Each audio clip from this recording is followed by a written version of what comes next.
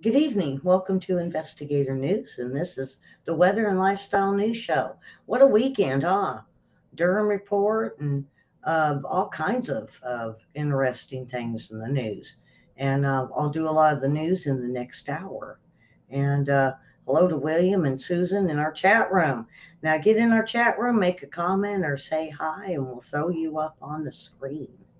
And wow, weather. They're already talking hurricanes now.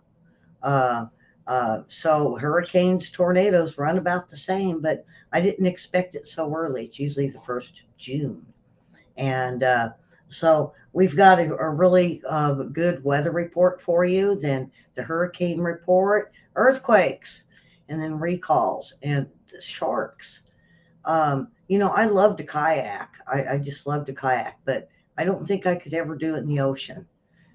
Some people do, and they fish. And um, so Susan's got a little bit of everything, a cat and a bird. No cats. I got two bird feeders out now, and then I put uh, peanuts out for the squirrels. And I had to learn what birds were what because I found out there are birds that are mean, and if they take over your bird feeder, then it chases all the really cool birds off. Well, I got a woodpecker, and it didn't say woodpeckers. I got a family of them, and that and cardinals. So, and they're still coming. No birds are chasing them off. So we'll get on to the weather and then on to the news.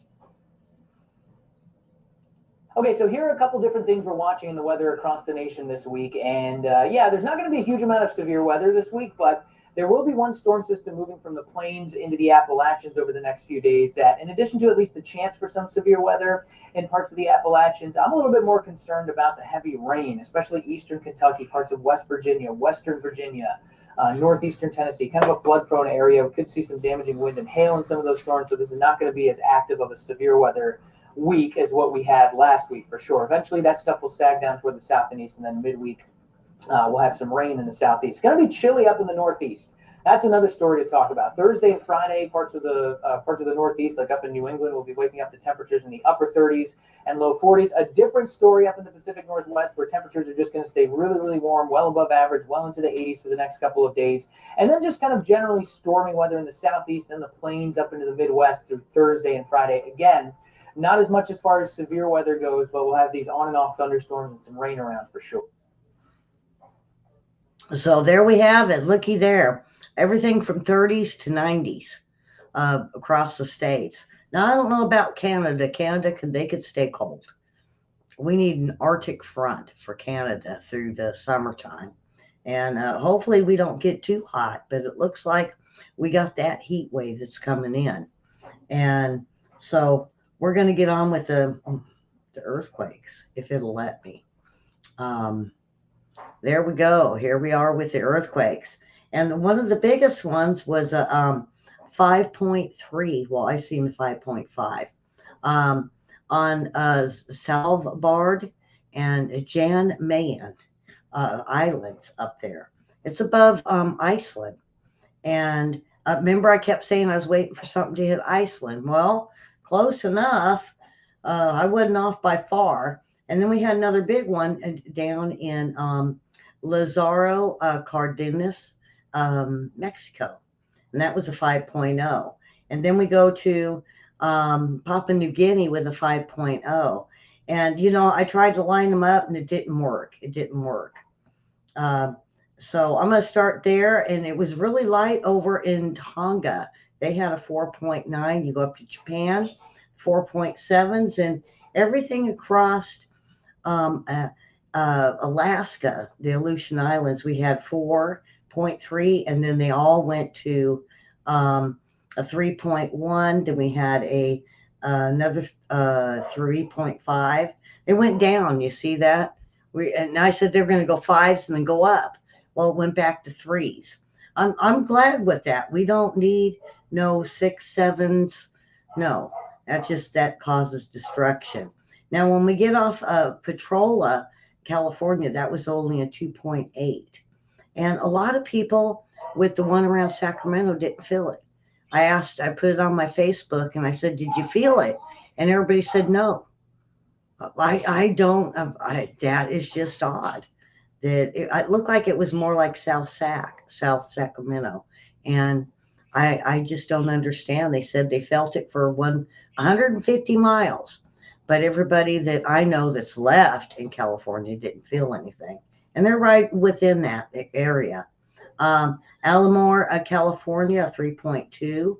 And then we had this big one, like I said, down in Mexico. And just below it, you would think it would have been real close to the fives, but it was a 4.2. And then we had them all on the islands. Puerto Rico, a 2.8. They're always in the twos, but we did have one in Suarez, Puerto Rico. That was a 4.1.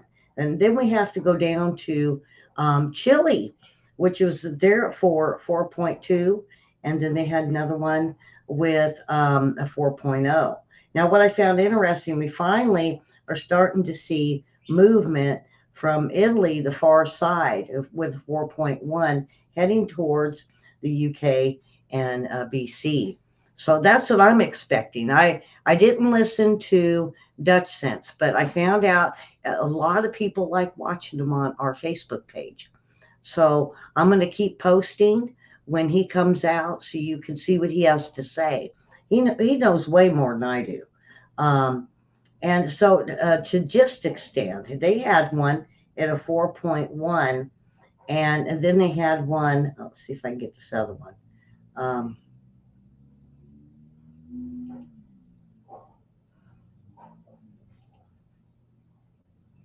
the same place, a 4.1, and then um, both of them were 4.1s.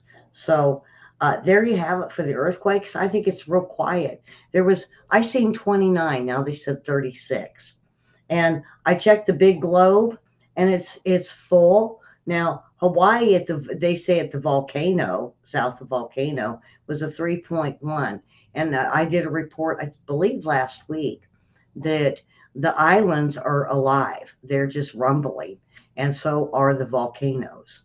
So, what happened to my um, here we go. Here we go. The hurricane season. And I really did want you guys to see this um, because hurricane season is upon us. Now, I went down and looked. A lot of them come off the coast of Africa. And I always go down and look at this time when I have my map up, my weather map. And I mean, if I don't look at Arkansas, I'm looking at Africa to see what's coming. Now, there are specs.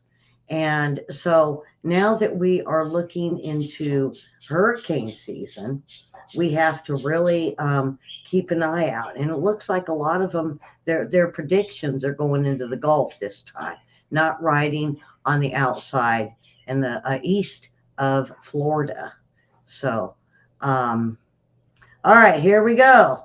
Hurricane season brought some devastating storms, including but certainly not limited to Hurricane Ian. And while it's incredibly saddening to reflect on images like these, we have to talk about what could lie ahead and what this year's forecasting challenges are. For 2023's hurricane outlook, the weather company is forecasting 15 named storms, 7 of which will become hurricanes, and 3 of those storms are forecast to become Category 3 strength or higher.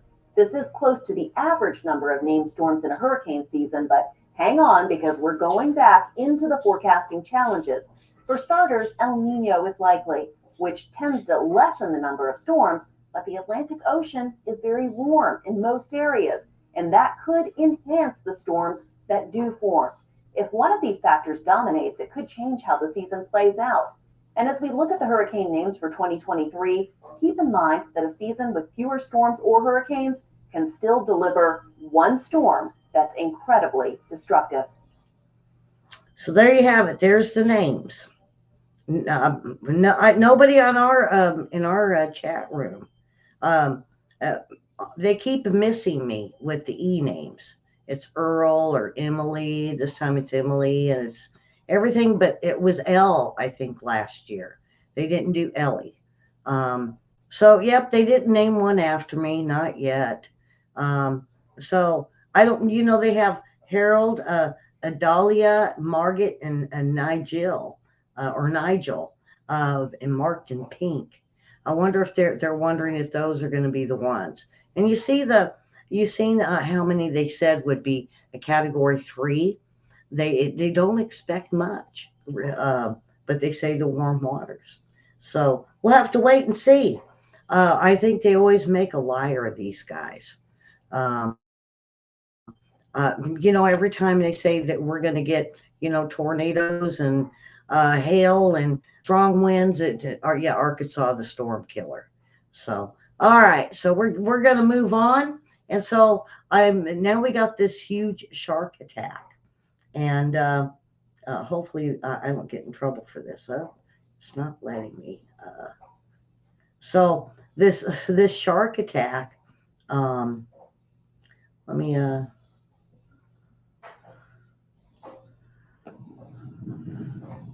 Don't want me to give you the big picture on this.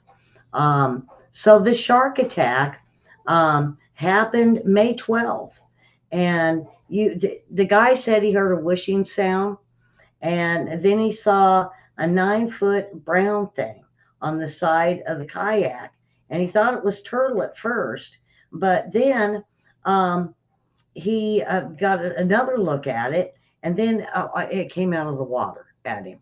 So I hope you guys really enjoy this like I did. I went, whoa, wait a minute. Yeah, no shark in the kayak. So here we go.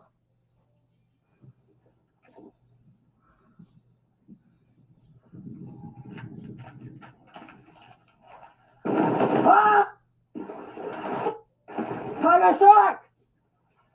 Tiger shark ran me. Holy.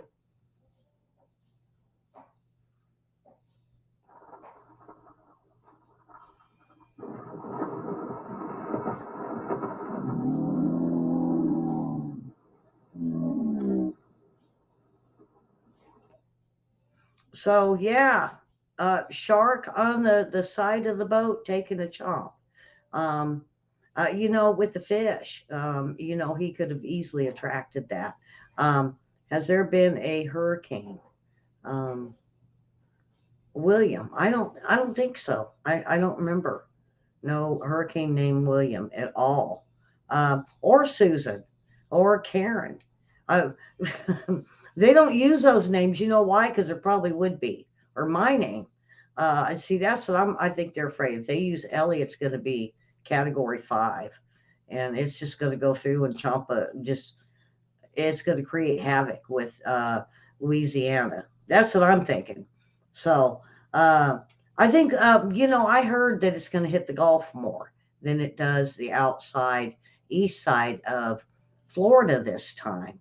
And see, last year, a lot of it was on the east side, or it rolled in like it was going to go to the Gulf, and then it went straight across. And the west side got hit really bad. So we'll just have to wait and see. Um, let's see if I can get rid of this. Um, huh.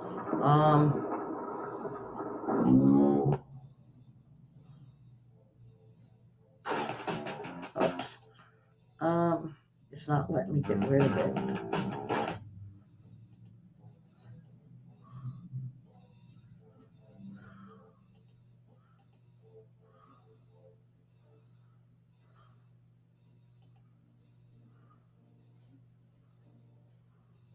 Okay, there we go. I thought for a second it wasn't going to let me let go of it. Um, Now there has been a recall, and I wanted to do this yesterday, but I didn't do the show yesterday. And the thing about it is Volkswagen, Ferrari, Land Rovers, there's 74,000 vehicles recalled, and they're basically the Ferrari says for possible fuel tank pipe leak. Um, and when okay, let me see. Volkswagen, due to doors opening unexpectedly. Bentley Flying Spur recalls to fix the entertainment screen. Land Rover to fix the storage compartment latch. Uh, Other vehicles recalled is the Daimler trucks, school bus with insufficient rear interior joint recall. Now, William, what is that? It's so it's a school bus with an interior joint recall or insufficient rear interior joint. And now I'm hoping that's not going to have the wheels fall off the bus. I don't know car parts. I'm gonna say I'm dumb on that one. Um, let's see. Ambulances recalled. There's a lot of them. Um, and they all the way up to 2023. So if you got any of these vehicles, call your dealership and ask them if the recall includes your car. Boy, there's a lot of them.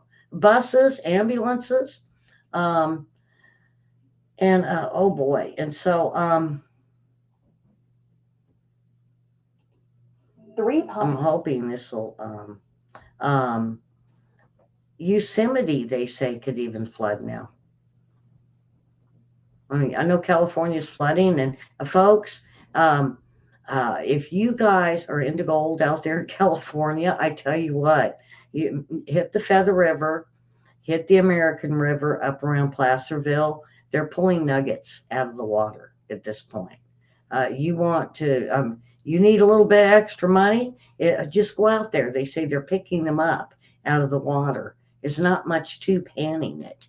So if you're out in California, do it and let me know. I know the Feather River is hard to get to, but the American River is not up around Placerville. All right, so we have Yosemite campgrounds closed for flooding now, coming into the season to camp. This is about the time I go camping, but this year we're working on our property. All right, so I'm going to increase this up and have at it on this one.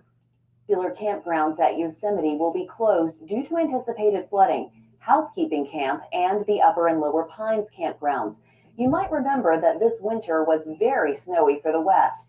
As of May 1st, Yosemite National Park had seen more than double its average snowfall for this time of the year. Now, as it begins to warm up, that snow is melting and rushing into the Merced River. If you're feeling deja vu, that's because Yosemite was dealing with snowmelt flooding just 1 month prior. That was just a brief warm up, but in this case, warm summer temperatures are likely going to stick around. Park officials say they aren't sure when the campgrounds could reopen, but say the river could remain in flood stage for some time. Boy, beautiful pictures though. Um, to heck with the flooding. Those pictures were just awesome. I'm always drawn to the mountains of California. They're just absolutely gorgeous. And so, and it's not just Yosemite, folks. There's a lot of places in California that are flooding, a lot of farmland.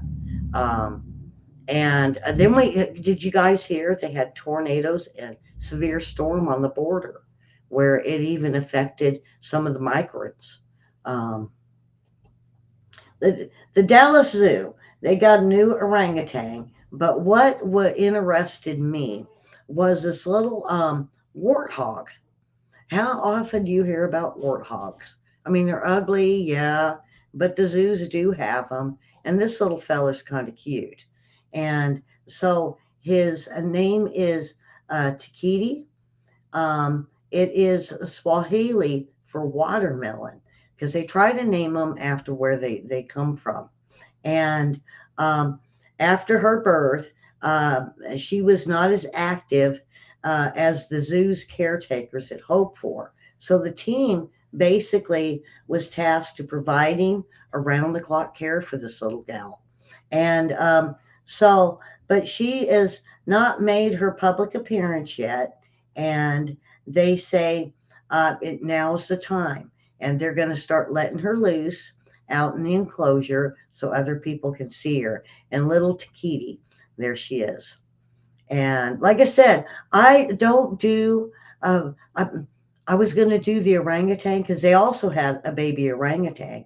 But how often do you hear about other animals? You know, when you go to the zoo, there's a whole bunch of enclosures you go to, and you're like, yeah, okay, I've seen the deer like how many enclosures or the monkeys, and you start getting kind of uh, bored with it.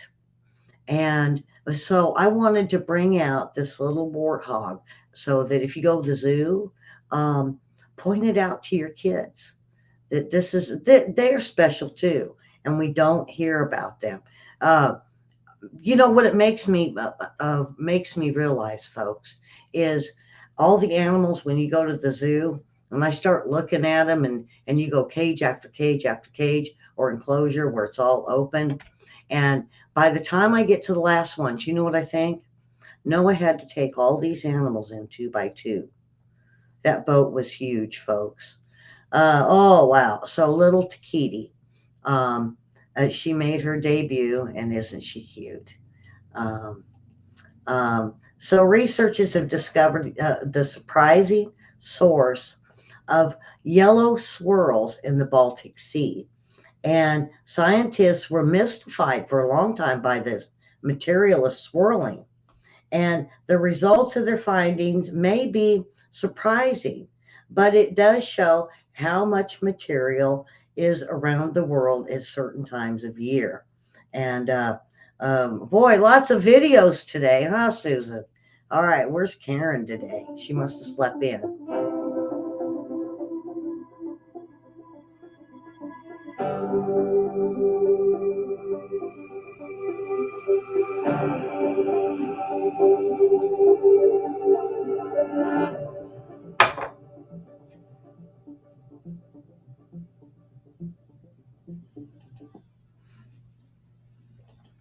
All right, it went into pollen. Boy, pollen's like super high here today. Um, wow. I went outside and I went, oh no, it is horrible. I'm not going to get into my allergies. Let's not do that. Okay. Now this might be big for car enthusiasts, and I kind of remember the ghost. It's called Black Ghost. It's the mysterious 1970 Dodge Challenger, and it's called the Black Ghost, and it's up for auction, and they say it's worth a fortune.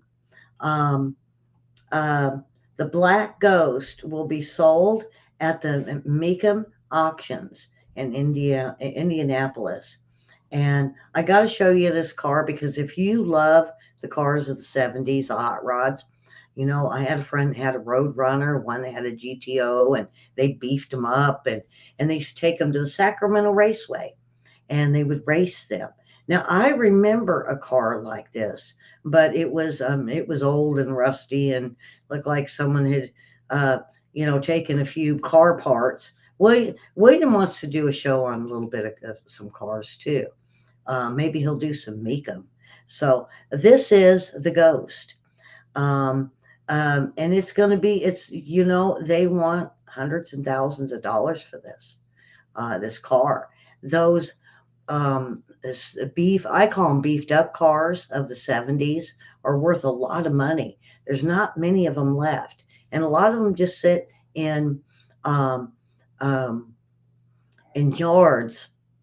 We had a guy here that he had a car, one of the first cars ever made, and it was just covered in weeds. He just threw the cars on his property and just let everything grow up around it. And he did that. And it was like, man, you would see bits and pieces of some of these cars, and you'd say, wow, is he going to sell any of them? No, he didn't. And when he passed away, the family pulled all those cars out, and it took a long time, but there was millions of dollars worth of cars. And they were surprised because they kept telling him, it's just junk. Get rid of the junk. He said, no, one day you'll be surprised. And they were. They made millions of dollars. All right. So now I'm going to get to what's usually the funny post. But you know what? I found something really cool. And they're optical illusions. So, oh boy. We're going to have fun with this. And so I'll show it to you. And now the first one is known as visual illusion. It involves visual deception. Um, Due to the arrangement of images and the effects of the colors, it might be misleading. So let me show you the first one.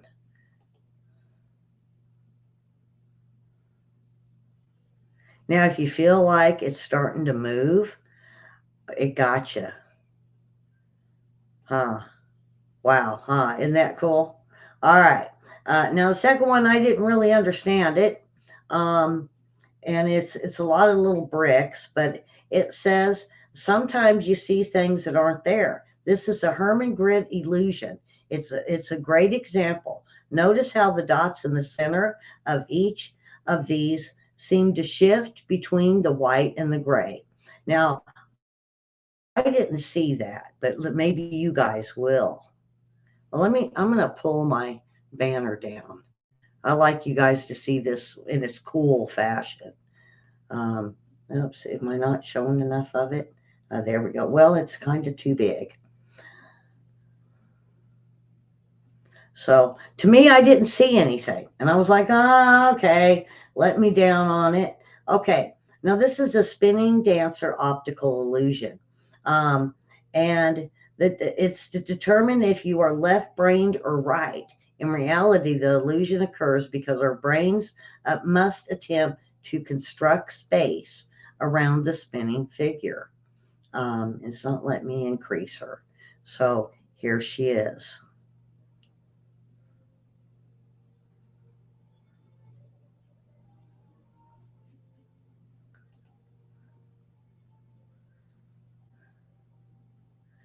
And Susan said yes, she did. And the black ghost was owned by a police officer. Um, wow. Okay, so enough of boy that'll make you dizzy, won't it? Yeah. Um, all right, so we're going on to the next. Now, this one here, you'll be surprised to learn that two people in the image or at the left are actually the same size. It's known as Ames room illusion. This visual trick has been utilized in films such as Lord of the Rings.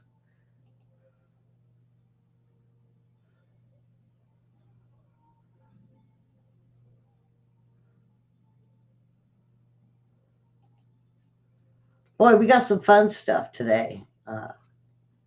Hopefully we'll get a lot of shares out of this one. The Ponzo optical illusion. Now, when you look off in the distance, objects seem closer together as they become further away.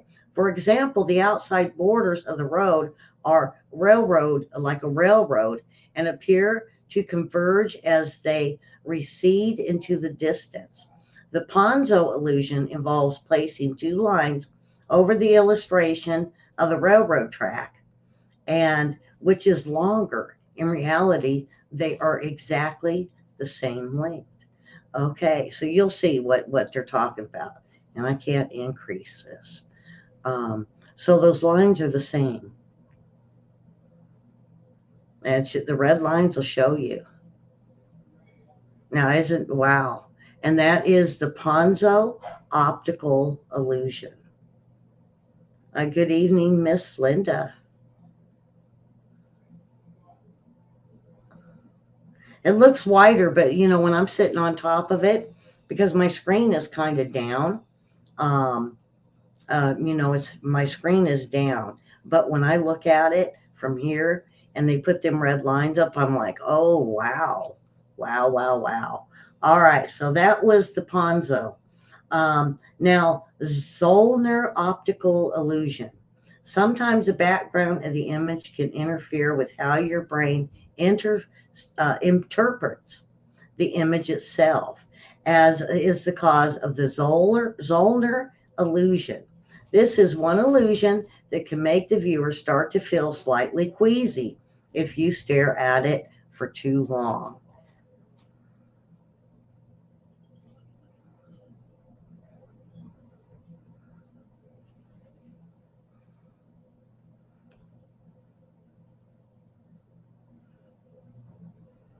Ugh. Ellie's had enough of that one. I don't like queasy. All right, the is the triangle is the next one. Is a visual illusion in which the viewer perceives a triangle that does not exist. It is created by the brain filling in gaps in order to perceive more of a complete whole. All right, let's see what. Oops.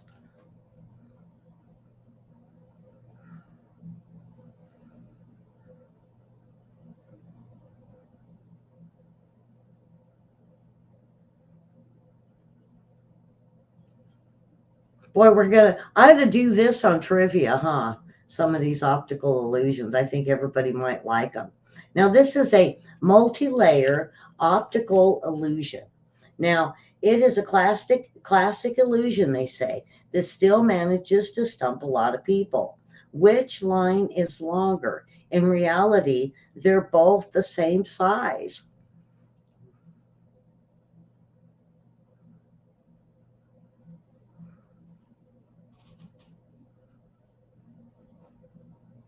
Billy shows all kinds of stuff on this show. If you're new, um, I uh, I do a lot of different things, pictures and lists and funny stuff. And so this one here, you already seen the car.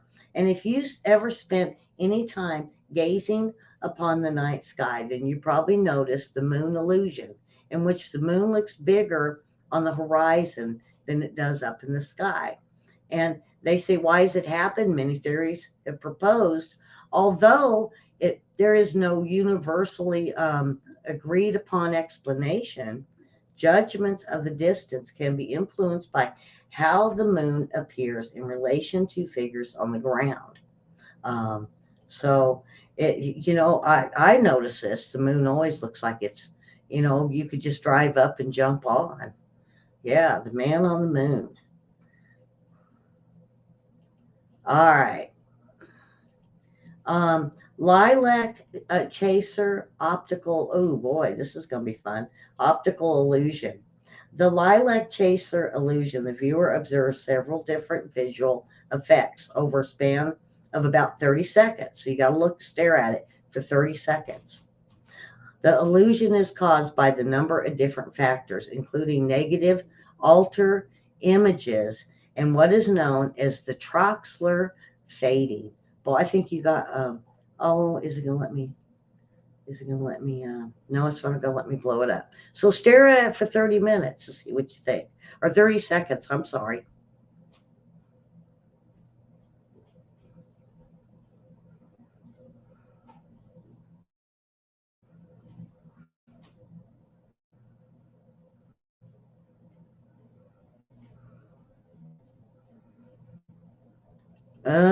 Kind of weird, huh?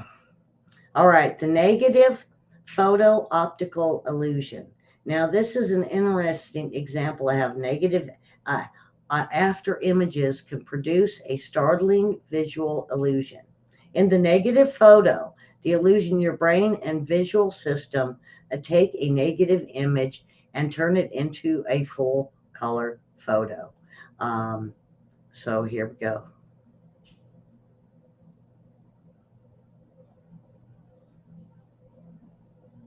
MK Tools see there, look at there. MK Tools. Well, they say they use them. They use them for psychiatry. I'm not trying to get in anybody's brains. Well, I definitely don't want in mine. My brain is scary, y'all. I'm do a little bit of everything. So, all right. So, that is it. And I hope you guys really enjoyed that. This was interesting today. I'm going to bring more optical illusions in the future. Probably back on jokes tomorrow, and I'm going to start bringing in some stuff, pictures, images, and weird things, weird faces, and like I said, the optical illusions. So that is it for the show today, folks. I hope you enjoyed it. Subscribe, hit that like button, thumbs up, hit the follow, share. This is a show, if you're new, that we don't do hard news. and I tried not to bring politics into it. It's something you could share with everybody. Tell your mom about it. I bet mom would like this show. All right. You guys have a wonderful Tuesday, and come on back for the news show in about 30 minutes. And hope you enjoyed the optical illusions. I know I did.